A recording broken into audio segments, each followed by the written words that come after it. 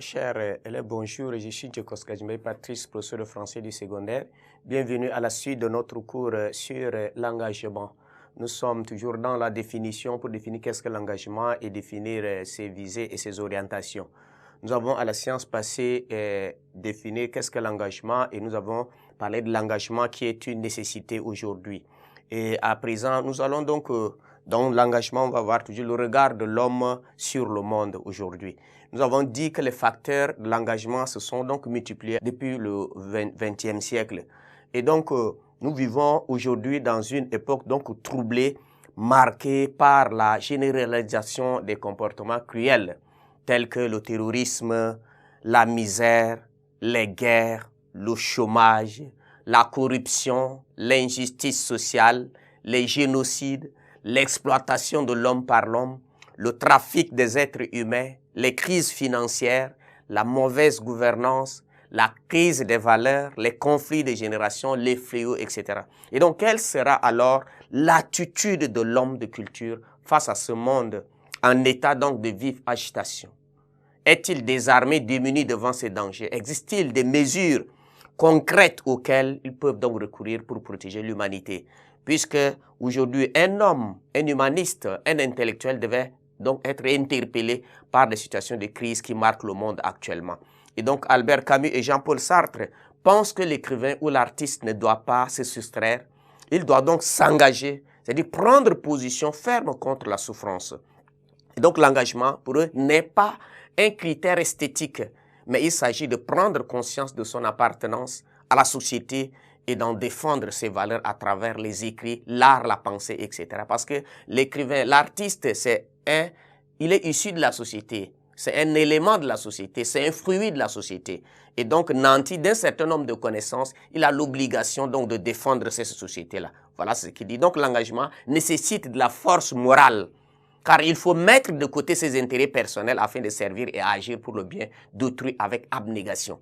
Aujourd'hui, vous constatez que c'est ce qui attise, ce qui renforce la souffrance, c'est la visée de l'intérêt personnel. Et pourtant, on met de côté la morale et donc c'est ce qui, on ajoute encore plus à la souffrance des autres. Et pourtant, l'artiste, l'écrivain, l'intellectuel n'est pas né pour lui-même. Il ne produit pas pour lui-même. Et donc, l'artiste doit lutter au moyen de sa plume, c'est quoi on dit. Donc, car pour Sartre, on n'a pas envie d'écrire pour ne rien dire. C'est-à-dire quand on écrit, c'est pour dire quelque chose. C'est pas seulement pour plaire, mais c'est pour dénoncer. Il va dire que la parole est action, ou soit le mot est action. Et voilà, donc l'engagement, selon toujours Sartre, est un acte volontaire. Vous savez, c'est libre. C'est-à-dire, on ne nous a pas obligés, c'est une force morale en nous.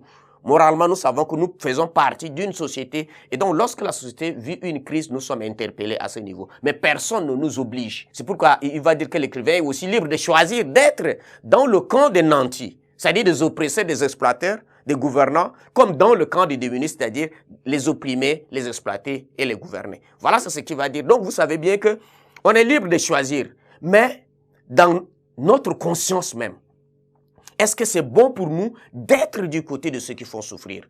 Albert Camus, lui, va trancher pour dire que l'écrivain est embarqué. C'est-à-dire qu'il doit être que du côté de ceux qui souffrent.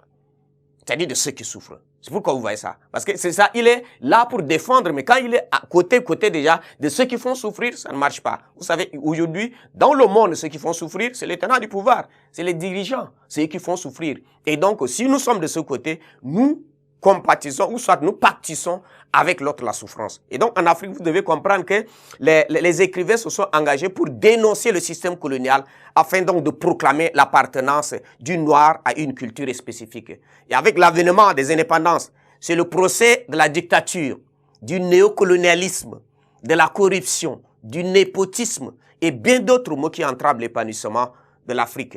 Et c'est pourquoi vous allez voir que les messages de Jean-Paul Sartre et République à vendre, qui feront l'objet de notre étude ici, en sont donc une belle illustration pour nous aider à comprendre qu'est-ce que nous vivons et quelle est la position de l'écrivain ou de l'artiste face à la situation qui met à mal la vie dans la société. Merci de votre attention. Rendez-vous à la prochaine séquence.